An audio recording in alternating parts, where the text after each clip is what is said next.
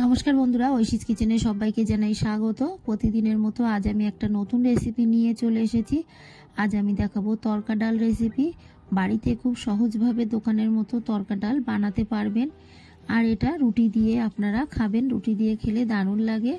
রেসিপিটি খুবই সহজ, তাহলে দেখুন আমি কিভাবে করি। প্রথমেই আমি প্রেসার কুকারে 4 থেকে 5টা সিটি মেরে নিয়েছি। তারপর গ্যাসে কড়া বসিয়ে দিয়ে তেল দিয়ে গরম করে নিয়ে 3টে ডিম আমি দেখুন ঝুরি ভাজার মতো করে ভেজে নিচ্ছি। ডালটাকে আমি আগে 4 থেকে 5 ঘন্টা ভিজিয়ে রেখেছিলাম, তারপর প্রেসার কুকারে সিটি মেরে নিয়েছিলাম। আপনারা আগে ডালটা ভিজিয়ে রাখবেন রান্না করার 4 থেকে 5 ঘন্টা আগে। দেখুন ডিমগুলোকে ভেজে তুলে নিয়ে এই তেলের মধ্যে আমি সাদা তেল দিলাম। ডিমটাকেও আমি সাদা তেল দিয়ে ভেজেছি। তেলটা গরম হয়ে গেলে এর মধ্যে দিয়ে দেব কুচানো পেঁয়াজ।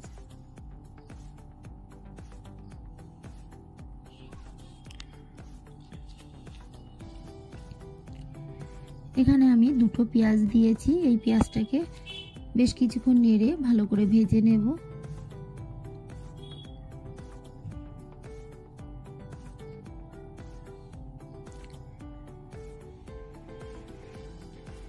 ফোনটা আজ আমার মেয়ে ধরেছে, তাই দেখুন ওর হাতটা কাঁপছিল, তাই একটু নড়ছে।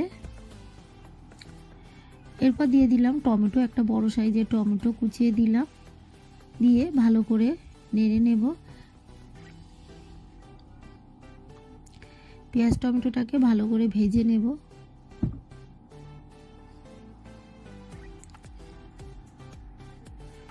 পেঁয়াজ টমেটোটা ভাজা হয়ে গেলে দিয়ে দিলাম আদা রসুন বাটা, আর দিয়ে দিলাম চেরা কাঁচা লঙ্কা। ঝালটা আপনারা যেমন খান সেই মতোই দেবেন। এর মধ্যে আমি আরো লাল লঙ্কার গুঁড়ো দেব, তাই সেই বুঝে ঝালটা দিলাম।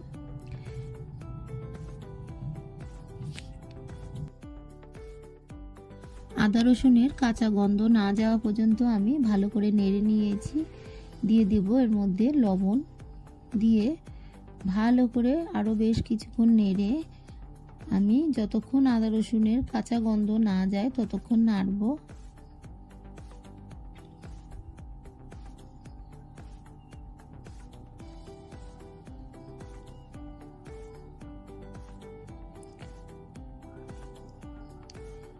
ভালো করে আমি কষিয়ে নিয়ে দিয়ে দিলাম অল্প জল দিয়ে ভালো করে একটু নেড়ে দিলাম। এরপর এখানে দিয়ে দেব গুঁড়ো মশলা। প্রথমেই দিয়ে দেব হলুদ গুঁড়ো, এরপর দিয়ে দেব ধনে গুঁড়ো, দিয়ে দেব লাল লঙ্কার গুঁড়ো,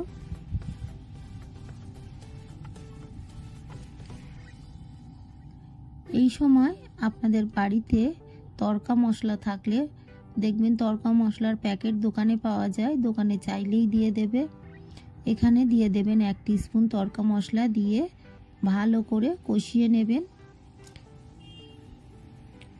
যতক্ষণ এই মশলা দিয়ে তেল না বেরোয় ততক্ষণ আমি নেড়ে মশলাটাকে কষিয়ে নেব।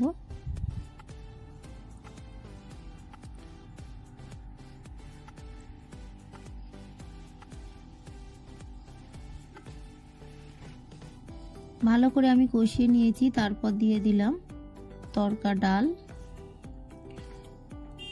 তড়কা ডাল দেখুন পুরো গোটা গোটা আছে, এরকম ভাবেই সেদ্ধ করবেন। 5টা সিটি মেরে নিয়েছি, আপনাদের একটু কম বেশি হতে পারে।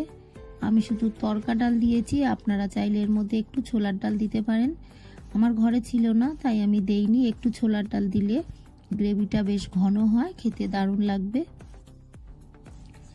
প্রেসার কুকারটা ধুয়ে অল্প একটু জল আমি দিয়ে দিলাম, ভালো করে নেড়ে নিলাম। এই সময় আমি দিয়ে দেব তড়কা ডাল। আমার কাছে তখন তড়কা ডাল ছিল না, পরে নিয়ে এসছে, তাই এই সময় দিলাম। আপনারা মশলাটা কষানোর সময় দেবেন।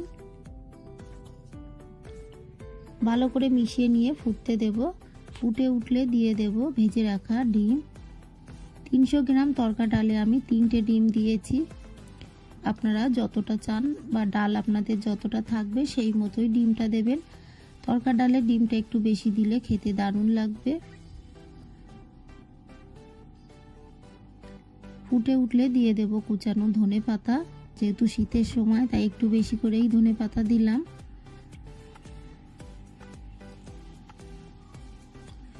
দিয়ে ফুটতে দেব।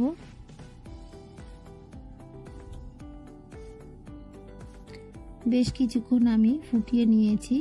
আর ডালটা তো আগে থেকেই সেদ্ধ করা ছিল, তাই খুব বেশিক্ষণ ফোটানোর প্রয়োজন নেই। দিয়ে দিলাম গরম মশলার গুঁড়ো, সানরাইজের শাহি গরম মশলার গুঁড়ো সবশেষে দিলাম। তারপর একটু ধনেপাতা কুচি দিলাম। আমি এর মধ্যে একটু চিনি দিয়েছি, সেটা অফ ক্যামেরা হয়ে গেছে।